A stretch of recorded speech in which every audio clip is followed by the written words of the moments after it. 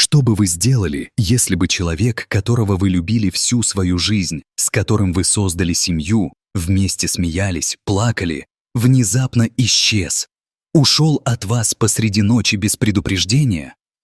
А что, если бы всего несколько дней спустя, стоя рядом с их гробом, вы услышали звук, от которого у вас кровь застыла в жилах? Звук, который никто не мог объяснить. Слабый стук изнутри, как будто человек, которого вы похоронили, вообще не был готов к тому, чтобы его хоронили. Доверились бы вы своей интуиции, даже если бы весь город подумал, что вы сошли с ума? Стали бы вы бороться за правду, даже если бы это означало раскрытие секретов, которые могут навсегда разрушить вашу семью?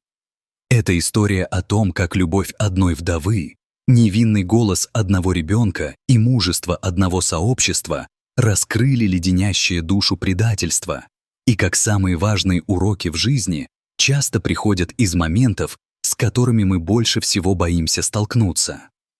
Если вы когда-нибудь чувствовали этот тревожный шепот в своем сердце, который говорит вам, что что-то не так, даже когда все вокруг говорят, что все в порядке, эта история не только покажет вам, почему вы всегда должны прислушиваться, но и заставит вас задать один пугающий вопрос.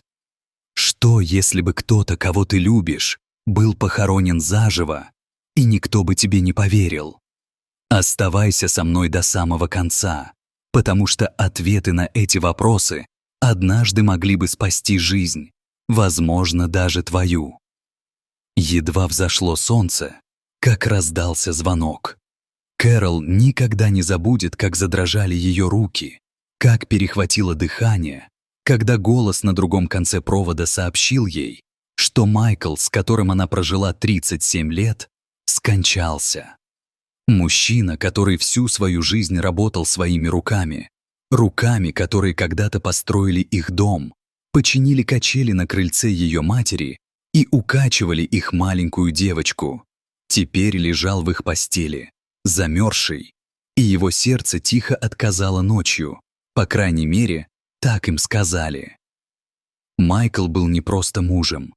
Он был дедушкой, другом и человеком, на которого могли положиться маленькие городки, когда им требовалась крепкая спина и заслуживающая доверия улыбка. Его внезапная смерть не имела смысла. Конечно, ему было за 60, и, конечно, жизнь его немного потрепала. Но не было никаких предупреждений, никаких проблем с сердцем, никаких жалоб на боль в груди. Всего за день до этого он смеялся вместе с их 3-летней внучкой Эмили, кормя белок на заднем дворе и обучая ее бросать камешки. И вот теперь Кэрол стояла, замерев посреди похоронного бюро, крепко сжимая в пальцах скомканную салфетку и пытаясь осмыслить мир, который за мгновение превратился из предсказуемого в разрушенный вдребезги. Ноги. Горе в ее возрасте — это совсем другое. Не просто разбитое сердце, но и гложущий страх перед тем, что будет дальше. Неуверенность в том, что остаток своей жизни она проведет в одиночестве. И глубокое, ноющее чувство вины за то, что, возможно, всего лишь возможно, она что-то упустила. Эти мысли проносились у нее в голове, пока друзья и соседи входили в комнату для просмотра, шепча соболезнования, которые звучали одинаково. Никто из них не мог заглушить голос в ее голове, который твердил: «Мне кажется, что это неправильно». И скоро так будет чувствовать не только она. С того момента, как маленькая Эмили вошла в комнату, сжимая в своей крошечной ручонке слегка потрепанного плюшевого мишку, атмосфера изменилась. У детей есть привычка заставлять взрослых чувствовать себя неловко на похоронах. Их невинность сталкивается с тяжелым горем, висящим в воздухе, напоминая о том, что жизнь продолжается, даже когда она заканчивается. Но Эмили не была похожа на других детей, которые неловко обнимали ее или спрашивали, почему дедушка спит. Нет. Она подошла прямо к гробу из полированного дуба, встала на цыпочки и с ясностью, на которую способен только ребенок, указала прямо на закрытую крышку и сказала: «Дедушка разговаривает со мной». Он напуган. В зале воцарилась тишина, как будто из него выкачали весь воздух. Это было заявление такого рода, от которого по толпе пробежали мурашки, волосы встали дыбом, а по телу даже самых практичных и серьезных участников похорон пробежала дрожь. Сердце Кэрол дрогнуло, потому что в глубине души она знала, что ее внучка не из тех, кто что-то выдумывает. Эмили всегда была связана с Майклом. Она была ее маленькой тенью, всегда прижималась к его ноге, спине, смотрела мультики, свернувшись калачиком у него на коленях, помогала ему копаться в саду своей крошечной пластиковой лопаткой. Когда Майкл уходил из дома, Эмили прижималась лицом к окну, пока он не возвращался. И теперь, когда она стояла перед его гробом с бледным лицом и дрожащим голосом, это была не просто игра детского воображения. Это было нечто гораздо более глубокое. Кэрол опустилась рядом с ней на колени, пытаясь утешить, но Эмили не двигалась. Себя. «Он называет меня Наной», — прошептала она. «Он говорит, что уже темно».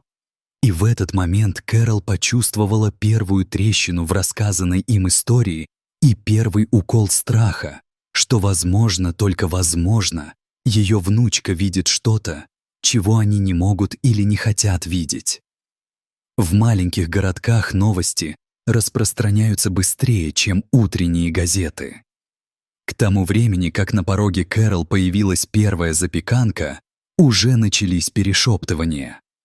Вы слышали, что сказала маленькая девочка? Не странно ли, что это произошло так неожиданно? Старшее поколение, те, кто прожил достаточно долго, чтобы видеть грань между жизнью и смертью. Они сидели на своих верандах и обменивались историями о людях, похороненных слишком рано, о врачах, которые слишком торопились подписать свидетельство, о поцарапанных изнутри гробах. Они говорили о старых обычаях, когда поминки устраивались дома, и никого не хоронили без присмотра по крайней мере 3 дня, потому что случались ошибки, и грань между живыми и мертвыми не всегда была такой четкой, как люди любят притворяться. Кэрол слышала перешептывания, чувствовала на себе косые взгляды в продуктовом магазине, но ни сплетни не давали ей уснуть по ночам. Эмили все еще стояла у окна и что-то шептала кому-то, кого могла слышать только она. Из-за того, что в доме было холоднее, чем обычно, и из-за того, что у нее внутри все сжималось каждый раз, когда она думала о том, как быстро они доставили Майкла в похоронное бюро. Горе, как правило, затуманивает рассудок, но у Кэрол это было больше похоже на то, как будто с плеч свалился тяжелый груз. Что-то было не так, и чем больше соседи перешептывались, тем яснее она понимала, что не одна она это почувствовала. Сначала Кэрол подумала, что ей почудилось тихое ритмичное постукивание, доносившееся из гроба во время заупокойной службы. Сначала Кэрол решила, что стук собственного сердца отдаётся у неё в ушах, но когда Эмили повернула голову на звук, а её крошечная ручка потянулась к крышке, в животе у Кэрол всё перевернулось. Стук становился всё громче, настойчивее, словно костяшки пальцев стучали по дереву, требуя, чтобы их услышали. Голос проповедника прервался, взгляды устремились к источнику, и собравшиеся на похоронах неловко заёрзали на своих местах. Рациональная часть Кэрол хотела верить, что это просто шум дерева или, может быть, вибрация от шагов. Но её сердце знало лучше. Эмили одернула платье, широко раскрыв глаза и дрожа, что-то шепча. «Он зовет тебя, Нана. Он напуган». Комната наполнилась тихим гулом произносимых шепотом молитв, отчаянной надеждой, что этот звук был не более чем шуткой горя. Но это было не так. Это был звук жизни, отчаянной, напуганной жизни, пытающийся вырваться из тьмы. И впервые Кэрол осознала, что с этого момента каждый ее выбор будет зависеть от того, выживет ее муж или умрет. Она больше не просто скорбела, она боролась. Для скорбящих характерен особый вид мучений — борьба между рациональным и чувственным. Кэрол стояла на острие этой битвы. Ее сердце кричало, чтобы она действовала, в то время как разум, приученный десятилетиями быть благоразумным, умолял ее молчать. Голоса здравомыслящих людей звучали громко. Врач, распорядитель похоронного бюро, даже несколько друзей, настроенных благожелательно, заверили ее, что то, что она испытывает, было нормальным, просто ее разум перерабатывал травму. Но более громкий голос звучал глубоко в ее душе, отточенный годами воспитания детей, ухода за больными родителями и понимания, когда что-то не так. Этот голос отказывался умолкать. Это заставило ее усомниться, отступить, встать между мужем и холодной землей, пока она не узнает наверняка. И в этот момент Кэрол поняла, что любовь, та любовь, которая строилась десятилетиями, выплачивая ипотеку, ужиная по праздникам и держась за руки в больничных палатах, требует действий. Логика могла подождать. Если Кэрол и нужны были еще какие-то основания для сомнений, то они появились в результате стука в дверь. Ее шурин, тот, стоял там с тщательно отрепетированным выражением сочувствия на лице и стопкой бумаг в руках. Тот всегда был очарователен в своей обычной манере улыбаться и легко шутить. Но Кэрол всегда чувствовала, что за этим скрывается жадность. Он месяцами уговаривал Майкла рефинансировать дом, обещая легкие деньги и ранний выход на пенсию. Майкл всегда сопротивлялся, слишком гордый, чтобы рисковать домом, который они построили вместе. Но теперь перед ней был тот с документами в руках. Его имя подозрительно выделялось в страховом полисе, который Майкл никогда не упоминал. И вот тогда холодный комок страха в груди Кэрол превратился в огненную бурю подозрений. Дрожащими руками Кэрол позвонила старому семейному врачу, который знал Майкла десятилетиями. Повторное заключение подтвердило ее худшие опасения. В свидетельстве о смерти было полно ошибок. Показатели жизнедеятельности не были проверены должным образом. Независимой проверки не проводилось. Судьба Майкла была предрешена предположением, а не фактом, и кто-то настаивал на том, что я живу в маленьких городках. Верность — это и благословение, и проклятие, страховочная сеть, которая ловит тебя, когда ты оступаешься, и паутина, хранящая секреты, с которыми невозможно справиться в одиночку. По мере того, как сомнения Кэрол становились все громче, тихие разговоры ее соседей становились все громче. Люди, знавшие Майкла со средней школы, начали вспоминать некоторые вещи, неуловимые изменения в его поведении, его растущее беспокойство, когда тот предложил очередную инвестиционную возможность. Майкл не был дураком, и Кэрол это знала. У него была мудрость рабочего человека, которую можно заработать грязными руками и больной спиной, не на книгах или схемах, а на верности семье, на идее, что кровь заслуживает второго шанса. Это было ахиллесовой пятой Майкла. Тот был членом семьи, и даже когда Майкл заподозрил, что что-то не так, даже когда тот изо всех сил настаивал на том, чтобы его имя было внесено в документы на дом, Майкл продолжал относиться к нему с пониманием. Такова особенность семей. Мы учим наших детей прощать, ставить семью на первое место, но забываем научить их проводить грань между прощением и самосохранением.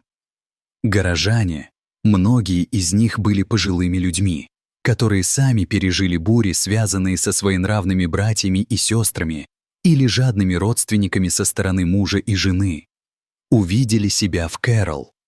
Их преданность Майклу заставила их защищать его вдову и настороженно относиться к Тоду, И эта преданность неожиданно стала сильной стороной Кэрол. Напоминанием о том, что в городе, где все знают твою историю, не существует такого понятия, как секрет надолго. Ему. Когда семья предает тебя, иногда именно соседи, старые друзья и люди, которые разделяли с тобой воскресные посиделки и школьные танцы, становятся твоим настоящим щитом. Но преданность нужно заслужить, а не унаследовать, и Тодду предстояло узнать это на собственном горьком опыте. Решение открыть гроб Майкла далось нелегко и не в одиночку. Кэрол стояла в центре своей гостиной, окруженная теми самыми людьми, которые когда-то были на ее свадьбе, а теперь стали свидетелями открывающейся правды. Больше не было места для сомнений. Шепот Эмили, стук в дверь, поддельные документы, внезапные изменения в страховке — все это складывалось в головоломку, последний кусочек которой лежал под крышкой гроба. В ночь перед эксгумацией Кэрол сидела одна в своей спальне, сжимая в руках фотографию Майкла в рамке, и шептала молитву не только за него, но и за себя, чтобы набраться сил встретиться лицом к лицу с тем, что они найдут. Потому что это то, что делает горе. Оно заставляет тебя становиться тем, кем ты никогда не планировал быть. Ты становишься сам себе адвокатом, сам себе детективом, сам себе голос в кабинетах, где никто не хочет тебя слышать. И на следующий день, когда гроб подняли с земли и осторожно открыли крышку, у Кэрол перехватило дыхание. Лицо Майкла было бледным, кожа липкой. Его губы потрескались от обезвоживания, но грудь двигалась. Едва-едва, но оно двигалось.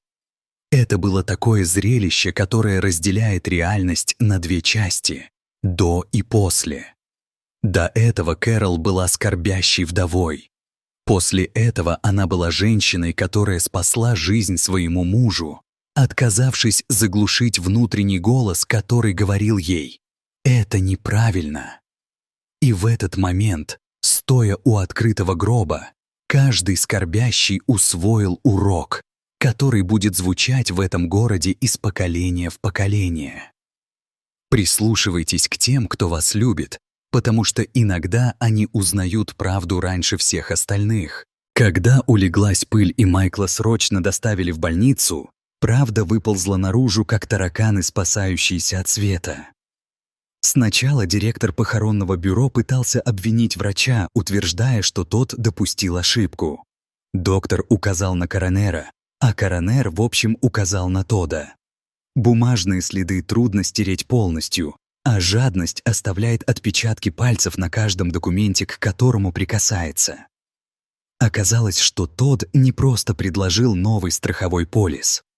Он подстроил все это, поставив Майкла в неоправданно сложную финансовую ситуацию, рассчитывая на его доверие и усталость, чтобы заставить его подписать, не вчитываясь в мелкий шрифт.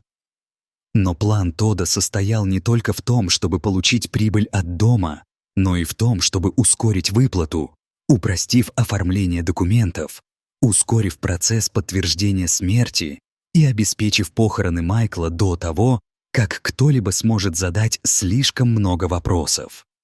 Жадность — скользкий путь, и Тодд убеждал себя, что это всего лишь бизнес, пока Майкл не начал стучаться в него из своей собственной могилы.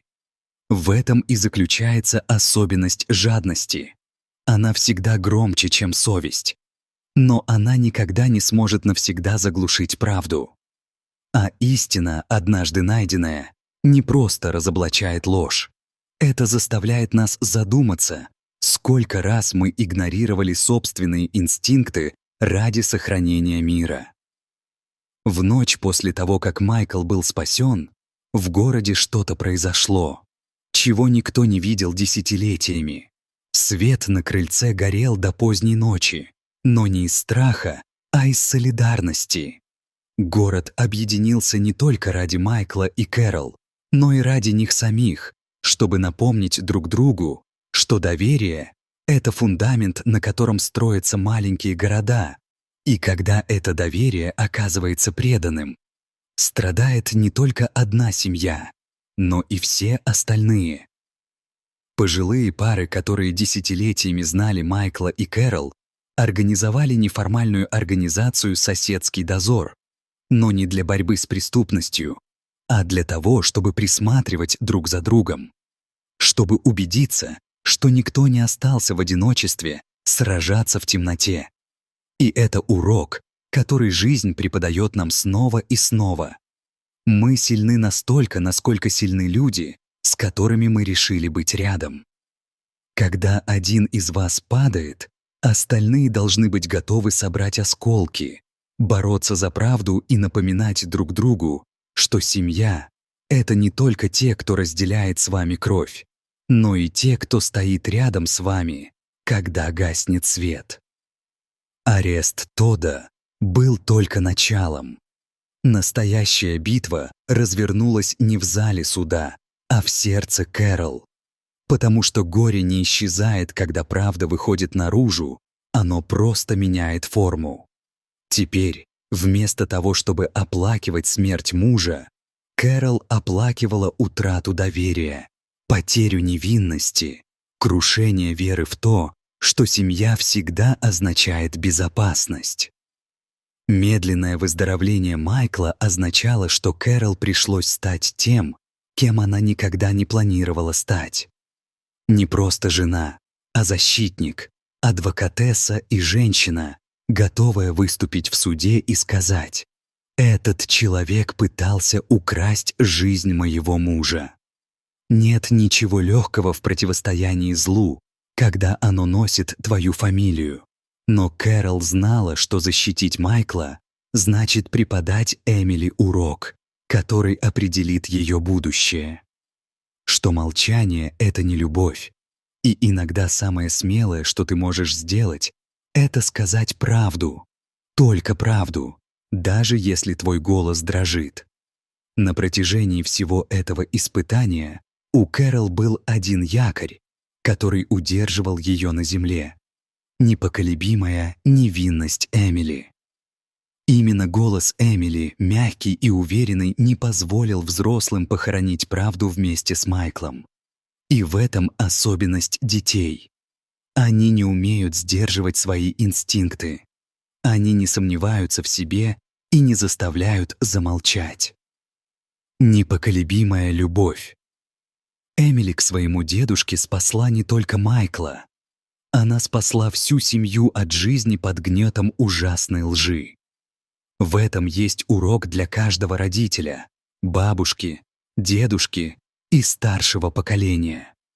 В следующий раз, когда ребенок скажет вам что-то, что покажется вам невозможным, не отшучивайтесь. Слушать. Иногда самый чистый голос в комнате исходит от самого маленького человека. Когда судья вынес приговор Тодду, 25 лет без права досрочного освобождения, в зале суда воцарилась тишина, но не от шока, а от облегчения. Правосудие — это не просто наказание, это восстановление равновесия, обеспечение того, чтобы невиновные могли спокойно спать по ночам, а виновные понимали цену своего выбора. Кэрол не праздновала, но впервые за несколько месяцев она вздохнула полной грудью. Потому что правосудие не вернет потерянное время, но оно вернет тебе голос. В последующие месяцы Кэрол и Майкл восстановили свою жизнь. Не так, как было, а как нечто новое, более сильное, мудрое, окруженное городом, который понял, что за молчание приходится платить. Их история стала предупреждением и маяком, доказательством того, что правду нельзя скрывать, и что люди, которые любят тебя, твоя лучшая защита от тьмы.